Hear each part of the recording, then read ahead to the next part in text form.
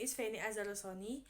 On this occasion, I will tell you how the origins of the formation of Indonesian state. Here, I will discuss history of Indonesia state from its beginning, the establishment of Hindu, Buddhist, and Islamic kingdom, the arrival of the European nation, and to the independence of Indonesia nation.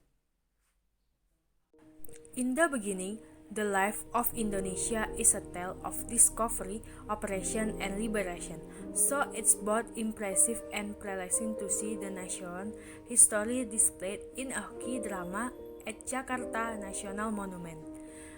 The exhibit even includes Indonesia's first inhabitant, Java man, who crossed land bridges to Java over 1 million years ago.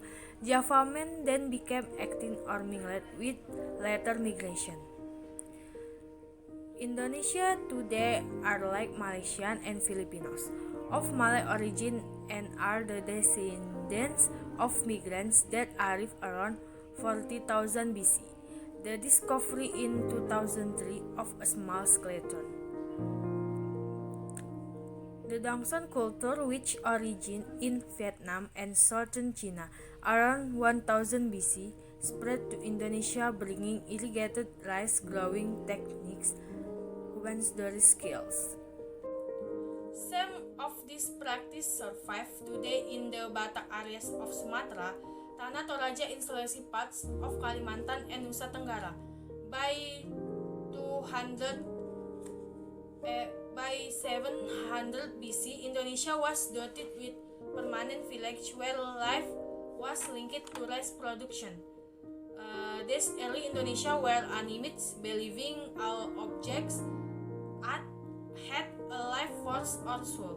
The spirits of the dead had to be honored as they could still help the living and influence natural events, while every spirit had to be blessed with offering and ceremonies, as there was a belief in the afterlife. Weapons and utensils were left in tombs for use in the next world.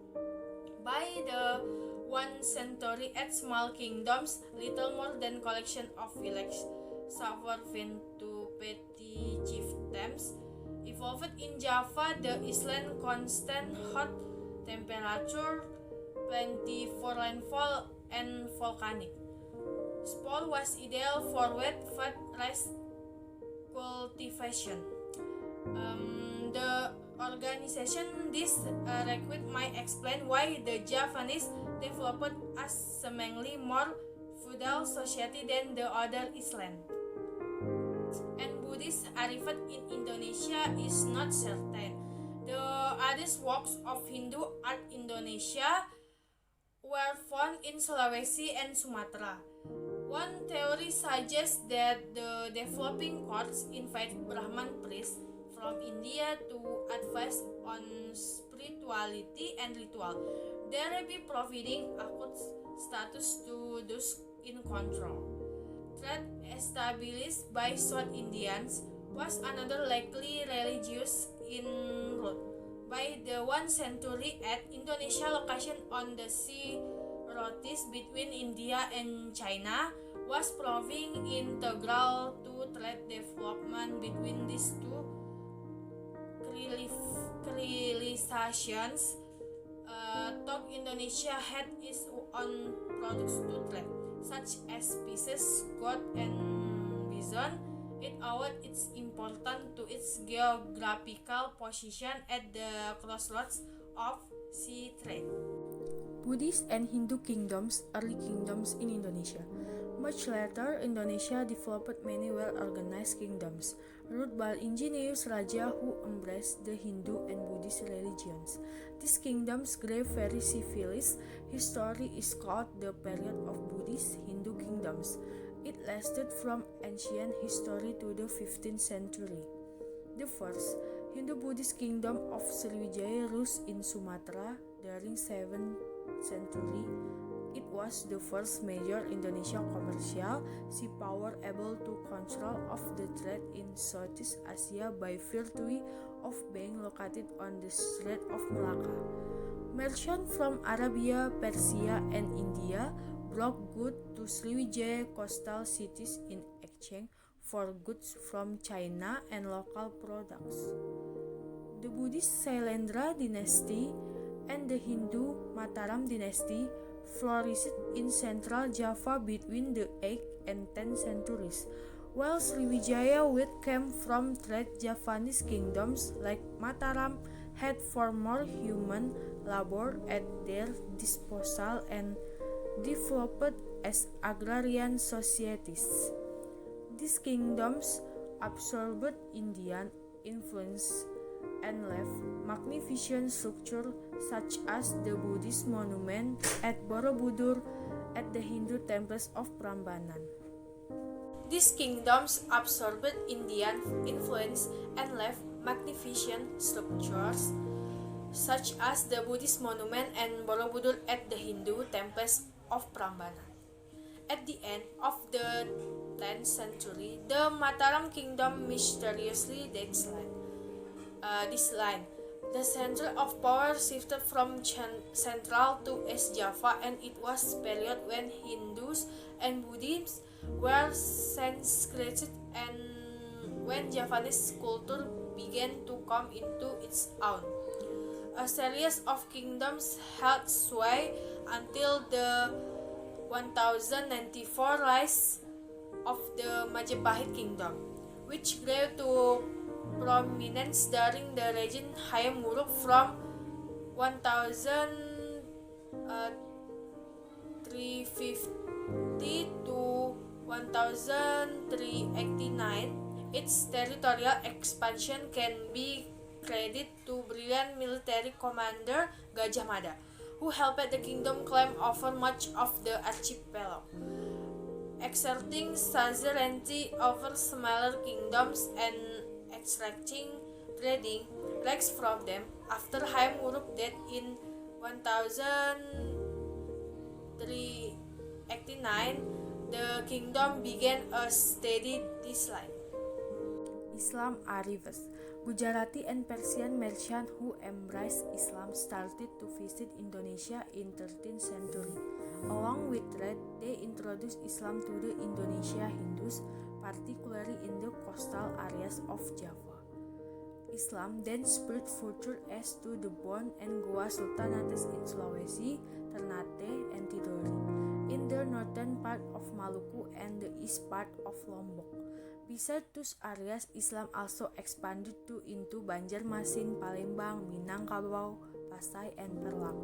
The first Islamic inscription found in Indonesia date from the 11th century, and there might have been Muslim in the Majapahit court. Islam really first took hold in northern Sumatra, where Arab traders had settled by the 13th century. From the 15th and 16th centuries, Indonesia rules made Islam the state religion. It was, however, superimposed on the privileged mix of Hinduism and animism to produce the hybrid religion that is followed in much of Indonesia today. By the 15th century, the trading kingdoms of Malacca was reaching the height of its power and had embraced Islam. Its influence strengthened the spread of Islam throughout the archipelago.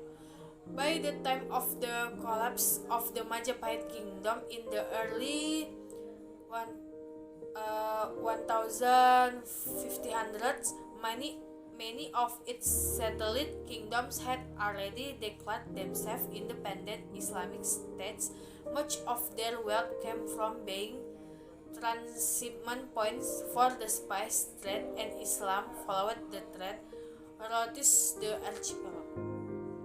By the end of the 16th century, a new sea power had emerged on Sulawesi, the twin principalities of Makassar and Goa, which had been settled by Malay traders and whose commercial realm spread well beyond the region. In 1067, the explorer tourists meet Makassar Muslim on New Guinea.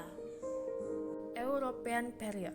European influence in Indonesia began when the Portuguese in search for spices landed in 1012.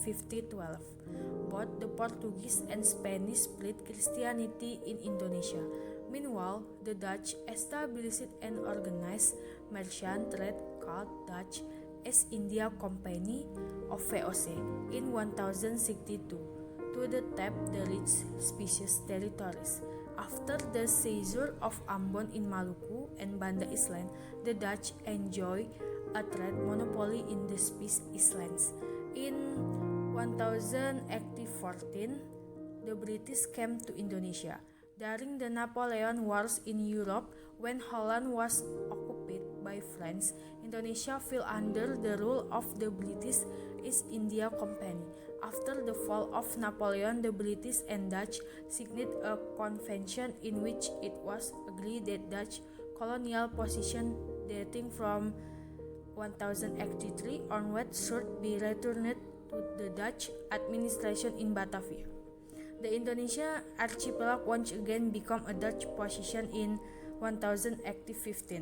Throughout the period of colonization, Indonesia had been fighting for the independence. Began in the 1060 Japanese occupation and the battle for independence. Japanese Imperial Army marched into Batavia on 5 March 1942, carrying the red and white Indonesia flag alongside that of the Japanese rising sun. The city name was changed to Jakarta. Europeans were arrested and all signs of the former Dutch master eliminated. The Japanese was greeted as liberators. Public opinion turned against them as the war more and Indonesia were expected to endure more hardship for the war effort. The Japanese gained a reputation as cruel master, but they also gave Indonesia more responsibility and for the first time participant in government. The Japanese also gave prominence to nationalist leaders such as Sukarno and Muhammad Hatta and trained youth militaries to defend the country. Apart from instilling in Indonesia a military pasci that has endured in Indonesia politics, these militias gave rise to the Pemuda youth groups of the independent movement, many of whom would later join the Republican Army. As the war ended, Sukarno and Muhammad Hatta were by far the most popular nationalist leaders. In August 1945, they were kidnapped and pressured by radical Pemuda to declare independence before the Dutch could return on 17 August 1945. With touched Japanese backing, Sukarno proclaimed the independence of the Republic of Indonesia from his Jakarta home. Indonesia rejoiced, but the Netherlands refused to accept the proclamation and still claimed sovereignty over Indonesia. British troops entered Java in October 1945 to expect the surrender of the Japanese. Under British auspices, Dutch troops gradually returned to Indonesia and it became obvious that independence would have to be fought for. Clashes broke out with the new Republican Army and came to a head in the bloody battle for Surabaya. The situation deteriorated when British Indian troops landed in the city when General Malaby, leader of the British force, was killed by a bomb. The British launched a bloody retribution. On 10 November, the British began to take the city under cover for air attacks. Thousands of Indonesians died. The population fled to the countryside and the poorly armored Republican force fought a pitched battle for 3 weeks. The brutal retaliation of the British and the spirited defense of Surabaya by Republicans galvanized Indonesia support and helped turnward opinion. In Jakarta, the Republican government with Sukarno as president and Dr. Handes Muhammad Hatta as vice president tried to maintain calm. Meanwhile, pemuda advocating armed struggle saw the old leadership as prevaricating and betraying the revolution. Independent. When World War II broke out, the Japanese occupied the Dutch East Indies after the surrender of the Dutch colonial army in March 1942. 3 years later, on August 14, 1945, the Japanese surrendered to the Allied force to Indonesian leaders. The power vacuum in Jakarta looked like an open window of opportunity to proclaim their independence.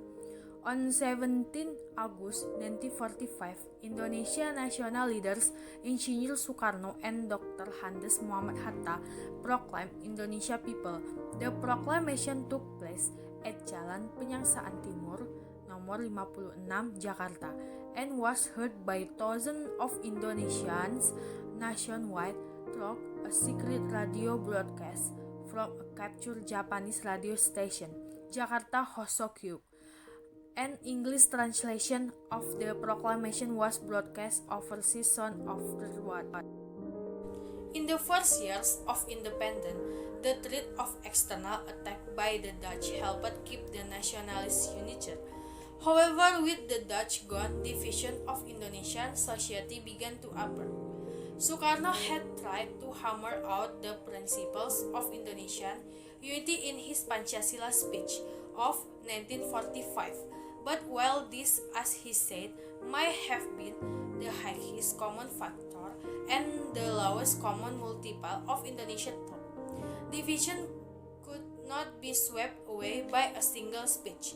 Regional difference in costumes, morals, traditions, and religions, the impact of Christianity and Maxims, and force of political domination by the Javanese all contribute to this disunity. Various separatist movements battled the new republic. They included the militant Darul Islam, which proclaimed an Islam state of Indonesia and waged guerrilla warfare in West Java and South Sulawesi from 1948 to 1962. In Maluku, Ambon, member of the former Royal Dutch Indies Army tried to establish an independent republic. Against this background lay the sorry state of the conflict, battered economy, and division in the leadership. The population was increasing, but food production was low, and the export economy was damaged, as many plantations has been destroyed during the war. Literacy was high and there was a dearth of skilled workers. Inflation was chronic and smuggling was costing the government badly needed foreign currency. On top of this, political parties proliferated and there were continuous deals brokered between parties for a share of cabinet seats. This resulted in a rapid turnover of coalition government, 17 cabinets over 3 years. Frequently postponed national elections were finally held in 1955, and the PNI, regarded as Soekarno party, narrowly topped the poll. There was a dramatic increase in support for the PKI, but not party managed more than a quarter of the votes, and so short-lived coalitions continued. The economic history of Indonesia. The economic history of Indonesia is shaped by its geographic location, its natural resources, as well its people that inhabited the archipelago that today form the modern national state of the Republic of Indonesia. The foreign counterpart had also shaped and sealed the fate of Indonesia archipelago as Indians, Chinese, Arabs, and eventually European traders reached the archipelago during the age of exploration and participated in the spice trade, war, and request.